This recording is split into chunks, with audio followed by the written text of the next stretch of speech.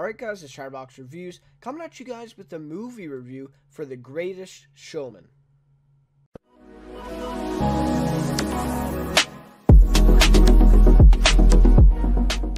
Alright guys, so I know I'm a little late to the party with this one, The Greatest Showman, but yeah, I thought I'd upload my review because personally, I found this movie very entertaining.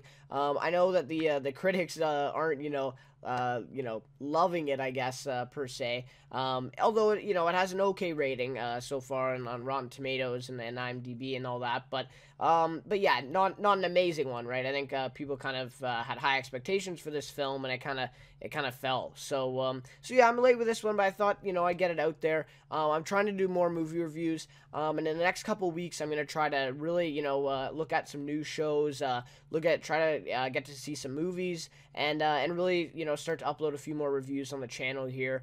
Just because I've been really busy with the end of the semesters and stuff. So yeah, that's kind of been what's happening. But yeah, so going forward, it should be good. I'm gonna try to populate the channel with as much content as I can, really. So yeah, for sure. So anyways, this one overall, like I said, I was the entertainment factor in this one is just amazing. I mean, you want to go for 2 hours and watch something that you'll remember, that will resonate with you, that's just entertaining. It's it's just something to take away from your everyday life or whatever. And this would definitely be it. This would be the movie for you, pretty much, in that scenario. So obviously it does have some negatives that I will touch on. So I'm gonna kind of go at this as like a pro and con sort of review here, and then kind of give my overall thoughts at the end. So yeah. So this film is directed by Michael Gracey, and this is actually his debut as a director. I liked at the beginning of the film how they actually had, I think it was Michael Gracey and Hugh Jackman sitting in, like director chairs or whatever, and, saying, like thanking us for coming to see the movie and all that, which is cool. And then I thought, in that scene, I'm like, it says that Michael Gracey's the director. I'm like, I haven't heard of him really, right? like I haven't heard of anything that he's done before, so I'm, trying to think kind of during the movie. I was like, what has he done, and all this. But I guess his debut as a director. Of course, this isn't his first time, in the movies, but yeah, he has been involved with visual effects on other films, so that kind of makes sense, right, with a movie like this, to get a guy that's been involved in the visual effects and all that. He's been a supervisor, I think, or something like that on 5 or 6 films. So yeah, it definitely has a lot of experience, and you can definitely see that in this movie. To be honest, for his debut as a director, I think this was a really, really great hit for him. And I'm looking forward to future things he has. Also, the screenplay was written by Bill Condon and Jenny Bix. So I haven't really heard of Jenny Bix before, but Bill Condon, of course, he directed the Twilight Saga. I think he directed 2 or 3 parts of that, and then also just recently he directed Beauty and the Beast. The remade version back 2017. So yeah, and that was a movie sort of similar to this, right? Sort of like a musical type of genre. And yeah, I found that one pretty enjoyable as well. So yeah, really great stuff there. We got a new director and some experienced writers there that are adding to this film. And of course, then we get to the cast. So this one's starring, of course, Hugh Jackman in the lead role, and then we also have Zac Efron, Michelle Williams, Rebecca Ferguson, and Zendaya. So Zendaya, obviously, I even know her from the Family Channel when I was younger, watching, Shake It Up and all that stuff on Family Channel, and she's really, developed into such a great actress, and I felt like she was definitely a highlight in this movie for sure. And of course, then sort of like the overall story of this movie is all about the life of P.T. Barnum, Phineas Taylor Barnum, I think his full name is, who basically came up with the idea of a circus, pretty much, or at least came up with the title of it. And of course, he basically made his own in New York in the late 1800s, or like middle 1800s, I think. Somewhere, in there, and of course, this movie is kind of, I would say, more about his life, than the actual, like, circus itself, although that is, focused on, but it's more about, the guy and his life and, where he came from, where he ended up, sort of thing. And yeah, so that's sort of the overall story of this one. And of course, pretty intriguing, right? A lot of us, obviously know what a circus is, maybe have been to it before. And obviously, this is kind of where it originated, so it's pretty cool to learn the story behind it. So, anyways, now I'll get to the pros and cons of the film here, starting with the positives. So, first positive, visuals were very appealing in this film. And by the way, I'm not gonna have many spoilers here. There may be a couple like things that I kind of reveal that maybe you didn't know before, but I feel like if you watch the trailer, I don't think I'm touching on anything outside of the trailer pretty much. So in that regard, I don't think, the movie's going to be, getting spoiled and it's going to take away from your enjoyment of it or anything.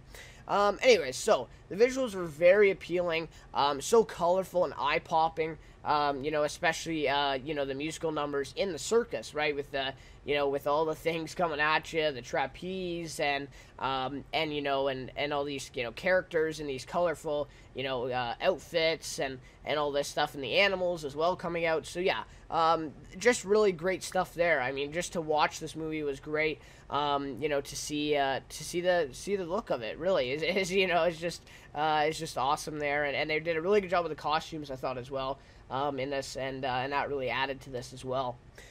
So great performances by Hugh Jackman especially, but also I would say Zac Efron and Zendaya, Michelle Williams and Rebecca Ferguson. I mean, I don't know. I just don't think they had as big as a part as Zac Efron and Zendaya, and Hugh Jackman, but both women did a great job as well, I think. But yeah, they just didn't really get as much screen time as these other three, so I wouldn't, yeah, they gave a good performance, but, it wasn't, up to the standard of these other ones, right? So, yeah, Hugh Jackman, a really great performance in this one. I saw things about him getting, nominated, or that people think he may win best actor at the Academy Awards this year. I doubt that, but he still put in a really good performance in this one. Zac Efron, he's really broadening out his scale. I mean, back in High School Musical, and since, like right after that, he sort of went through a period of playing, the kind of, college douche kind of guy. And even in the movie Neighbors, like, that's, like, literally the guy he plays in, like, a lot of movies. But now he's kind of broadening out. And I felt like this one was obviously a more serious role, and he did well in it, I think. I did enjoy his performance. And then Zendaya did well as also, right? She did a great job. I think this is kind of like her biggest role so far. In movies, at least. I guess in TV she kind of had that Family Channel thing, so but yeah, so kudos to her. She did a really great job in this one, and again, another more serious role, and she's kind of known for comedy and stuff like that, right, from Family Channel and other things, so for sure, really great stuff there from both of them. And Hugh Jackman, really great. Yeah, I don't see him winning Best Actor at the Academy Awards or anything, but for sure, one of the greatest performances of the year, I would say, for sure. So yeah, great message conveyed throughout the film.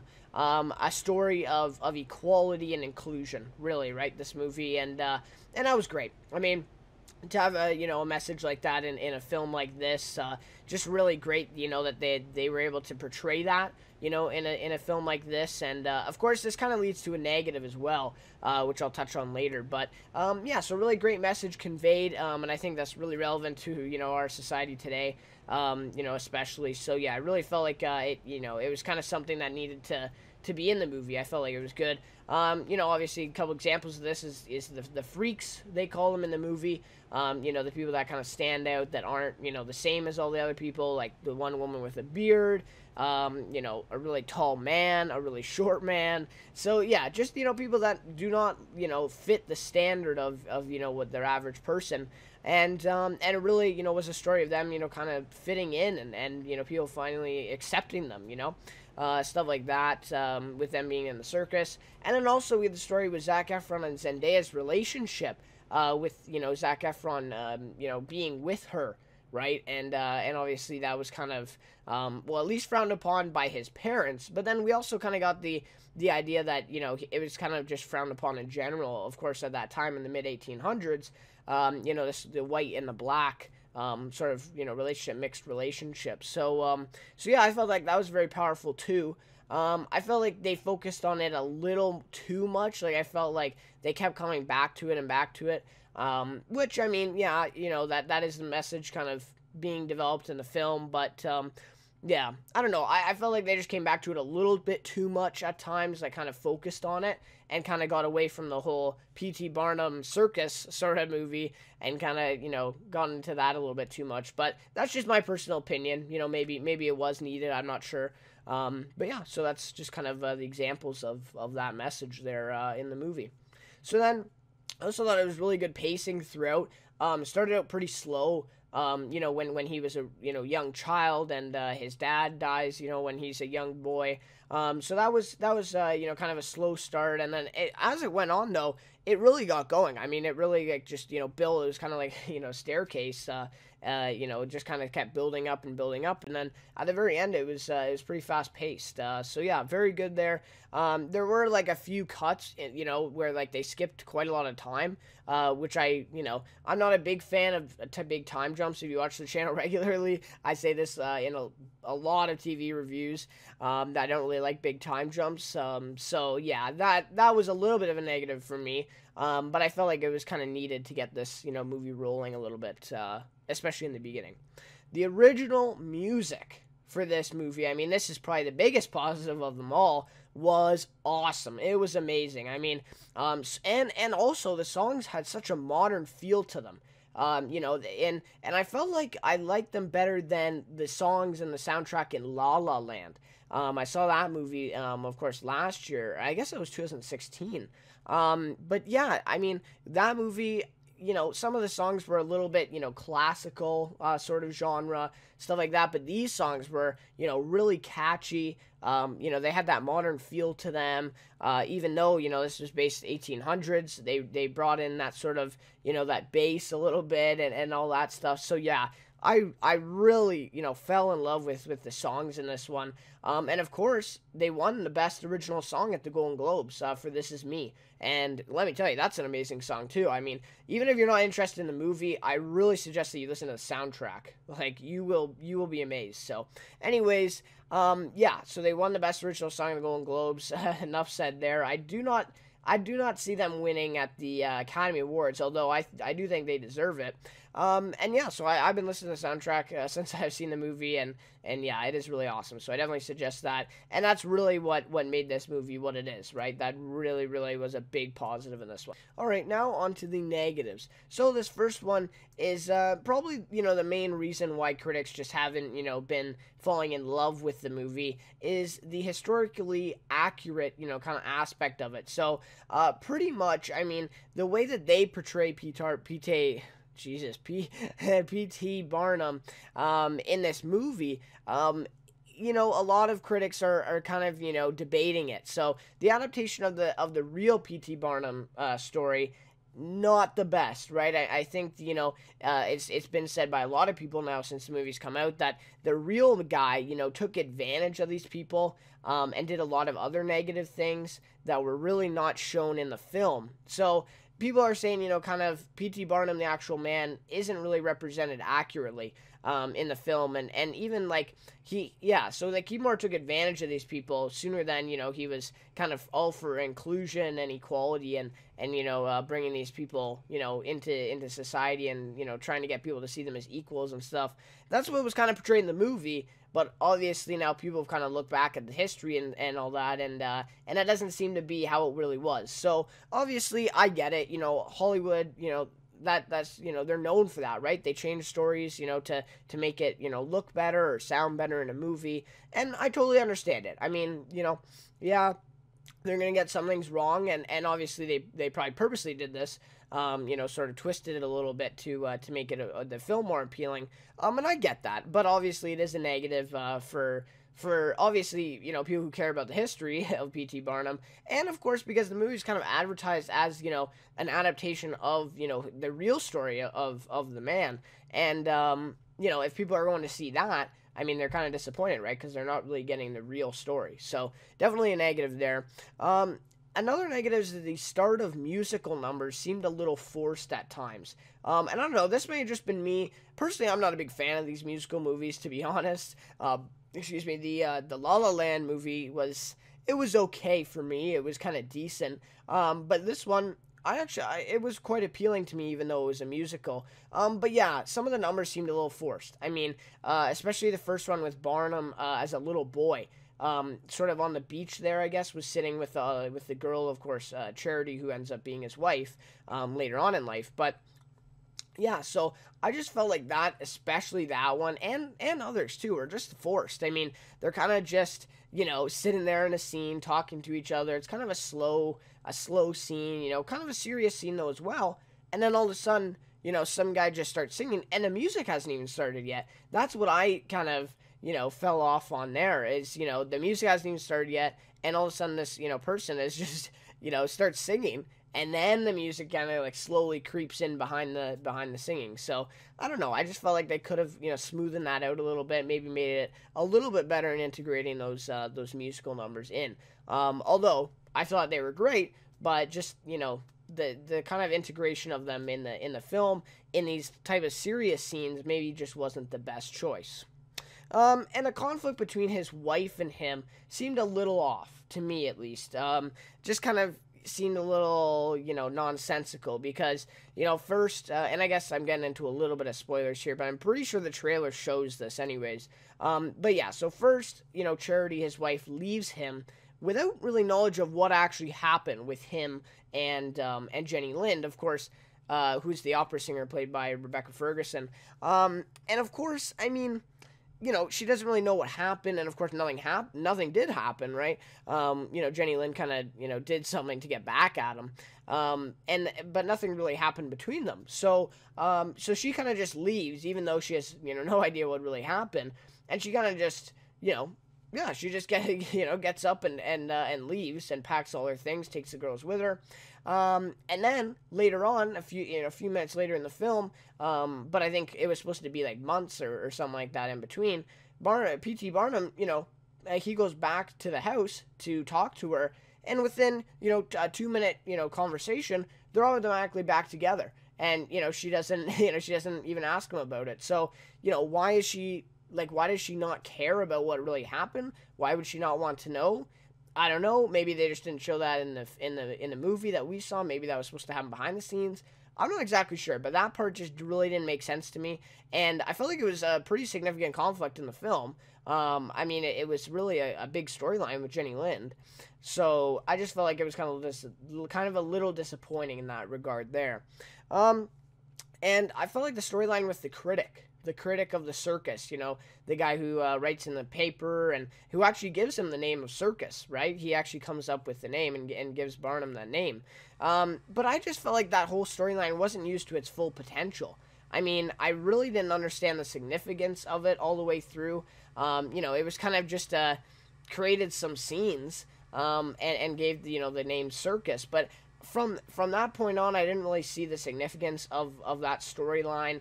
I mean, the actor was pretty good that played the critic, but I just didn't really see, the significance of that. I really didn't think that they had to spend as much time as they did on that. So that would just be another negative there.